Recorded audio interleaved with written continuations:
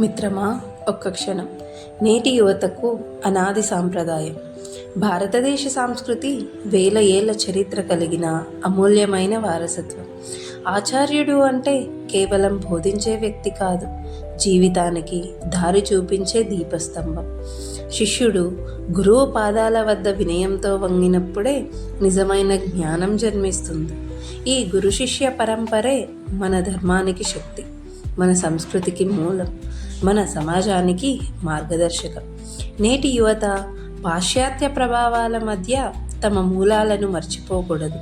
వినయం, శ్రద్ధ, క్రమశిక్షణ ఇవే నిజమైన విద్యా లక్షణాలు.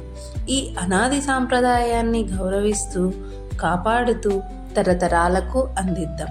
గురువు ఆశీర్వాదమే శిష్యుడి నిజమైన రక్షణ.